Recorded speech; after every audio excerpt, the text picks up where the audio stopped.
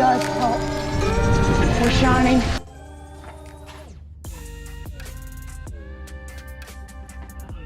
This is the Magicshine Ray 2600B. Magicshine sent this over to me to do an honest review on it. That's what we're gonna be doing today. First, let's just notice all this awesome quality packaging. Look at this. This is all like, that's like solid cardboard, and it's really stiff. Like, you can't really flex it at all. Really sturdy box. And my favorite part, it has that satisfying feel, just like you have with the newer iPhone boxes. Look at that. And inside, there is the light. Ray 2600B, 2600 lumens. Pretty decently big light. We'll talk about that more later.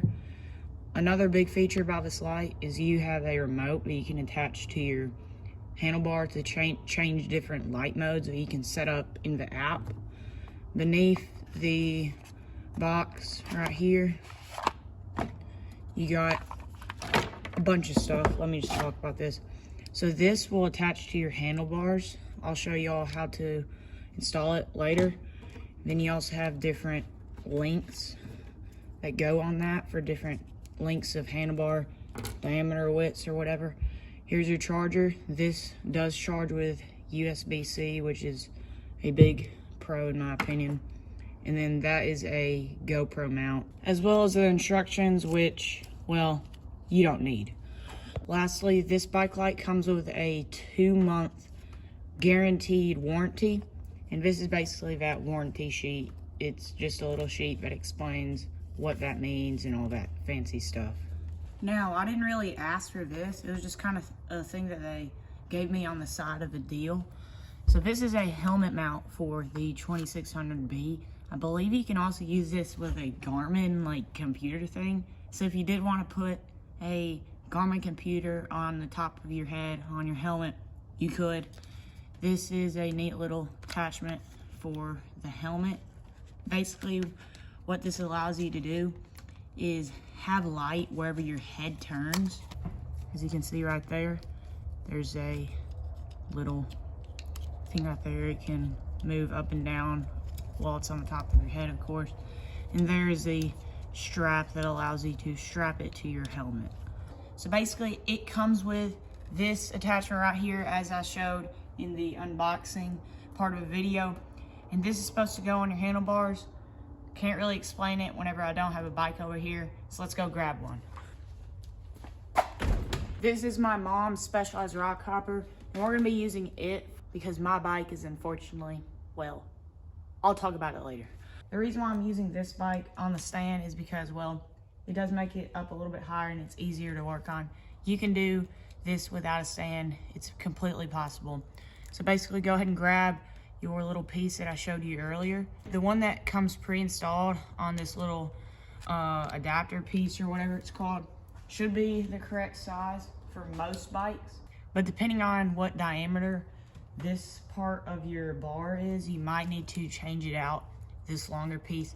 And that's why Magicshine included a bunch of different sizes right there. As you can see, 3 different sizes. Super simple to change them out. Go ahead and grab it, wrap it around the front side of your handlebar, as you can see, and then scoot it back towards your stem more. If you've been doing this entire process on a bike stand, now is the time to go ahead and take your bike off. Now that the bike is on the ground, let me explain how to install the bike light onto the mount. So on the bottom of the bike light, as you can see, it has this sort of Garmin mount, we call this in the mountain bike world. Go ahead, start like that, and then twist it. You'll hear like a little click, very, very light, subtle click, and that means that your bike light is on. You could also, if you wanted to, do it backwards. Now, I don't recommend this because, well, it'll shine into your face while you're riding. You always want the bike light to be pointing forward. The light is finally on the bike, so now let's talk about the major features of this specific bike light from Magicshine. So, whenever you first get the bike light, you're gonna see that there is a sticker right there. You're gonna wanna press either forward or backward button one time, hold it for 3 seconds until it'll start flashing green or something. I already did that on my bike light whenever I first got it. This basically unlocks it and makes your bike light start working. You cannot use your light without doing this first, so be sure to do this before even charging the light. Before buying this light, you would like to know how big and beefy it is. I don't really like these kinds of lights for a number of reasons. One, mainly because it's big and it draws attention to the handlebars. Two, I don't really like these big beefy lights because, well, as I mentioned, it draws attention to your handlebars, and also it kind of fills up the cockpit a lot more. One thing that is really cool about this light is this. This is basically a remote. So I can be all the way over there on the other side of the shop and press this button, and that light is gonna turn on. Let's test it out. So it's basically daylight outside right now. I just turned off all the lights inside of the shop. As you can see, it is basically completely dark in here. I have a remote inside my hands, and we're fixing to turn on the Magicshine Ray 2600B. Check that out. I don't even think that this is full blast.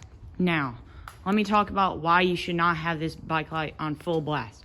So basically, this bike light gets super, super hot, at least whenever it's just sitting here. It does have little fins on the side to let air in, but I found that sometimes this bike light will get so hot that it'll blow smoke up. All right, so this bike light right here is the Olight RN400. If you didn't already know, Olight is made by Magicshine. I found that pretty neat to know because I've had this light for a couple years now, and I just found out that Magicshine makes Olight, so that's pretty cool. Let's just do a little comparison. So this is 400 lumens on the Olight 400, and Magicshine 2600B is over there with 2600 lumens. As you can see, there's a pretty big difference. I found that the Olight kind of spreads out and it doesn't try to focus on just one spot. We'll do some more tests outside in the middle of the night.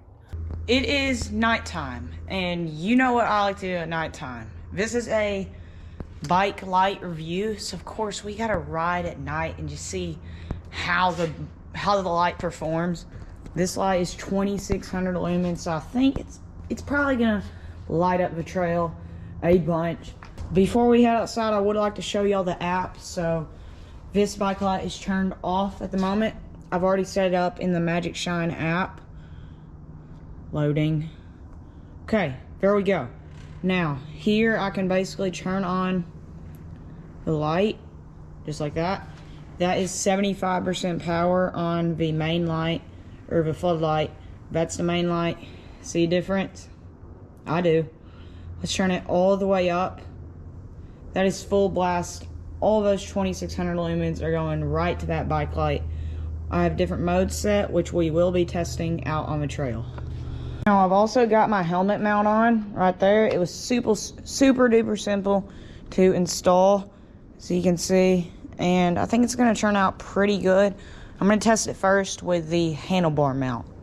All right, so as you can see, it's basically completely dark. All that you can see is a sunset right there. Powering on the Magicshine Ray 2600B. Whoa. Yeah. That's full blast right there. Let's go stretch some trails. I'm not gonna do anything crazy since it is at night. We'll drop into Tricky Twister, which is, as I mentioned, not too crazy of a trail. Oh my goodness.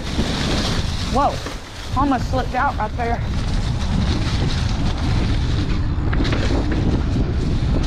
This light definitely does help with shining on the trail.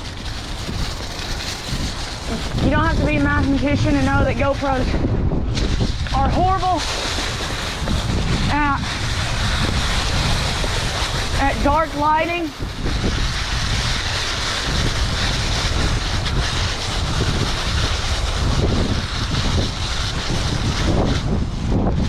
So I believe this is full blast right here. I decided not to run the remote just because, well, it's optional. Oh my goodness. Looks like the neighbors are having a fire. Let's go check them out. Oh no. Did they just not catch that field on fire? Here comes a jump. No doubt. Super chill.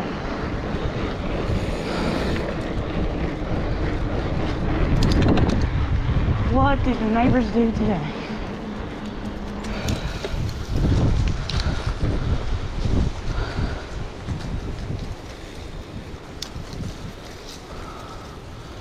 What the heck? No one's out here? Dude, whenever those corn stalks catch, no wonder our field's gone.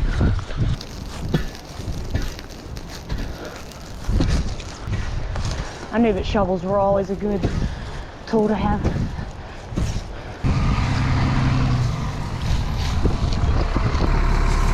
Alex. They brought Big Bertha.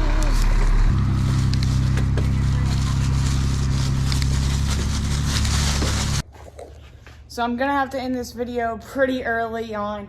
So basically, got the light all finished up, but I did have to charge it because I did not charge it whenever it came out of the box, and it was not fully charged before I started. This bike light does have, I think, around 40 hours of use on the high settings. So that's pretty crazy right there. I love this light. Link will be down below if you want to go check it out for yourself. As always, if you enjoyed the video, don't forget to give it a big thumbs up. Subscribe if you're new. We'll catch you guys on the next adventure.